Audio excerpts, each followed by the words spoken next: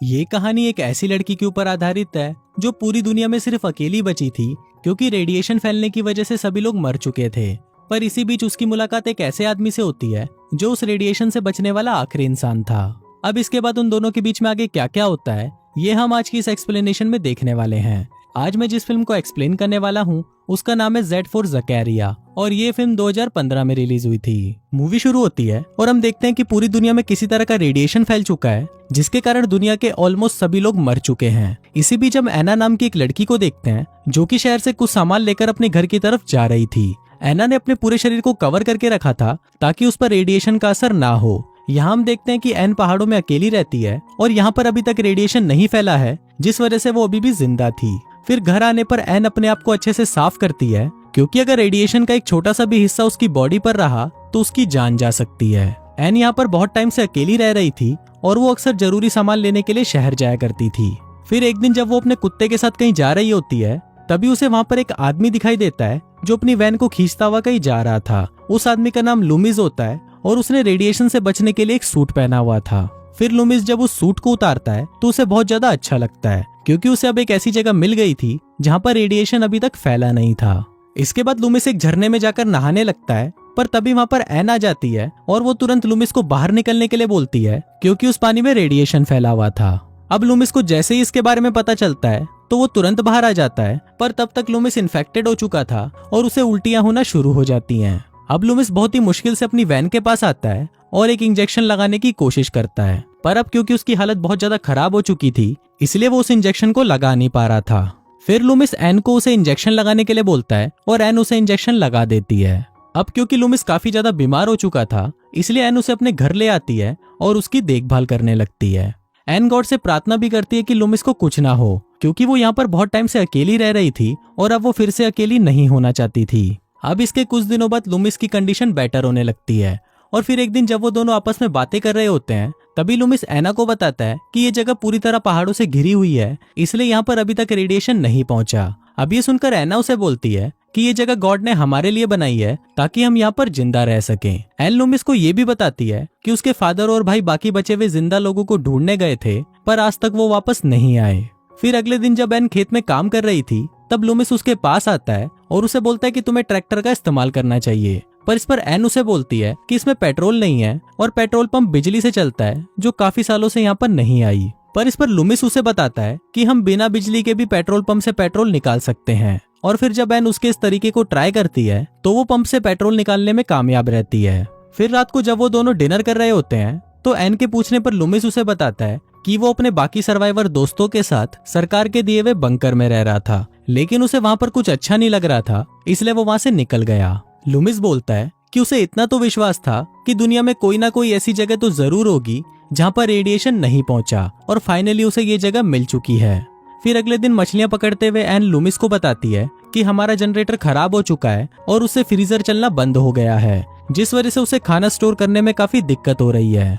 फिर जब लूमिस को पता चलता है कि एन के पास जनरेटर है तो वो उसे ठीक करने की कोशिश करने लगता है पर बहुत कोशिशों के बाद भी लूमिस उसे ठीक नहीं कर पाता। पर तभी उसे एक आइडिया आता है और वो एन को बोलता है कि हम झरने के पानी की मदद से बिजली पैदा कर सकते हैं पर इसके लिए उनको एक लकड़ी के बड़े पहिए की जरूरत पड़ेगी। फिर पहिया बनाने के लिए लूमिस चर्च को तोड़ने का डिसाइड करता है पर एन उसे मना कर देती है क्योंकि ये चर्च उसके परिवार की आखिरी निशानी थी और इसे उसके फादर ने बनाया था। अब लूमिस भी एन की बात मान लेता है और वो चर्च को नहीं तोड़ता। फिर उसी रात लूमिस बहुत ज्यादा शराब पी लेता है और वो एन के साथ जबरदस्ती करने की कोशिश करता है पर एन को ये सब बिल्कुल भी अच्छा नहीं लगता इसलिए वो वहाँ से भाग जाती है। फिर अगले दिन उठने पर लूमिस को अपनी गलती का एहसास होता है इसलिए वो एन के पास जाकर उससे कल रात की हरकत के लिए माफी मांगता है। इसके बाद जब एन चर्च में पियानो बजा रही थी तभी उसे खिड़की पर किसी आदमी की परछाई दिखाई देती है जिसको देखकर एन को लगता है कि शायद ये लूमिस होगा। पर जब एन उससे इस बारे में पूछती है तो लूमिस उसे मना कर देता है और बोलता है कि मुझे नहीं पता कि वो कौन है।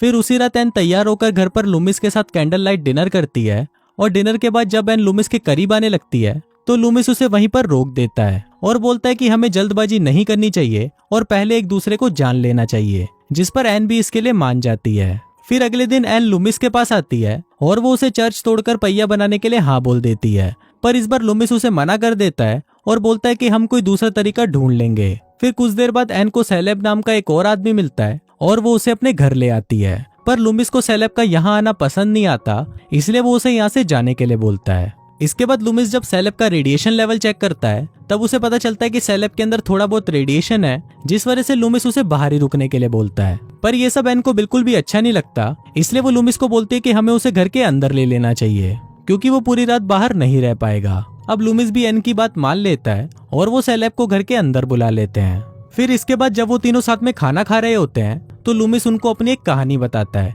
कि एक बार जब वो पानी लेकर वापस अपनी वैन में आया तो वहाँ पर वो एक लड़के को देखता है जो रेडिएशन से तड़प रहा था। फिर वो लड़का लूमिस के हाथ में बंदूक देखकर लूमिस को उसे गोली मारने के लिए बोलता है, पर लूमिस ऐसा नहीं कर पाता और वो उसे वहीं छोड़कर वहाँ से चला जाता है। इसके बाद सेलेब भी अपनी कहानी सुनाता है और वो बताता है कि जब रेडिएशन फैलना शुरू हुआ तो वो अपने दोस्तों के साथ एक माइन में काम कर रहा था, पर रेडिएशन की वजह से वो लोग वहीं पर ही फंस गए।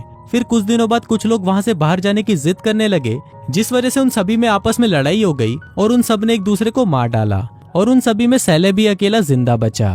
फिर लंच के बाद एन लूमिस को बोलती है कि तुमने मुझे उस लड़के के बारे में पहले क्यों नहीं बताया, जिस पर लूमिस उसे बताता है कि मैंने तुम्हें पहले इसलिए नहीं बताया क्योंकि मुझे लगा कि वो लड़का तुम्हारा भाई होगा और मैंने उस दिन उसे शूट कर दिया था। अब ये सुनने के बाद एन लूमिस को कुछ नहीं बोलती क्योंकि उसे भी पता था कि रेडिएशन की वजह से उसका छोटा भाई वैसे भी बचने नहीं वाला था। फिर जब अगले दिन लूमिस और सेलेब जंगल में शिकार कर रहे होते हैं तब लूमिस सेलेब को पानी से बिजली पैदा करने के बारे में बताता है और ये आइडिया सेलेब को भी बहुत अच्छा लगता है। फिर अगले दिन वो तीनों मिलकर चर्च को तोड़ने लगते हैं, पर तभी सेलेब एन को उसके साथ वॉक पर चलने के लिए बोलता है। फिर जब वो दोनों बातें कर रहे होते हैं तब सेलेब एन को लूमिस के खिलाफ भड़काने की कोशिश करता है और बोलता है कि लूमिस भगवान में नहीं मानता, इसलिए उसने तुम्हारे चर्च को तोड़ने के लिए बोला। पर इस पर एन उसे बोलती है कि भले ही लूमिस भगवान को नहीं मानता पर वो ये सब हमारी मदद करने के लिए कर रहा है। इसके बाद जब वो दोनों साथ में वापस आ रहे होते हैं तो लूमिस उन्हें वहां पर देख लेता है और उन्हें साथ देखकर लूमिस को बहुत जलन होने लगती है। फिर रात को लूमिस एन को बुलाकर बोलता है कि अगर तुम सेलेब को पसंद करने लगी हो तो मुझे इस बात से कोई भी प्रॉब्लम नहीं है और तुम दोनों एक साथ रह सकते हो। पर ये बात सुनकर एन को बहुत बुरा लगता है और वो गुस्से में वहां से चली जाती है। फिर अगले दिन से हम देखते हैं कि एन और लूमिस में बातें होना भी बहुत कम हो जाती हैं। दूसरी तरफ वो पहिया बनकर भी तैयार हो जाता है, इसलिए इस खुशी में वो तीनों रात को पार्टी करते हैं। पार्टी के बाद वो तीनों साथ में लेक पर नहाने भी जाते हैं, पर तभी लूमिस एन के पास आता है और वो उसे अपने दिल की बात बता देता है कि वो उसे पसंद करने लगा है। पर एन इस पर उसे कोई जवाब नहीं देती और वहाँ से चली जाती है। अब लूमिस बहुत ज्यादा नशे में था, इसलिए वो घर आते ही सो जाता है, पर वहीं पर एन को नींद नहीं आ रही होती क्योंकि उसे समझ नहीं आ रहा था कि वो सेलेब और लूमिस में से किसको चुने, क्योंकि अब वो उन दोनों को ही पसंद करती थी।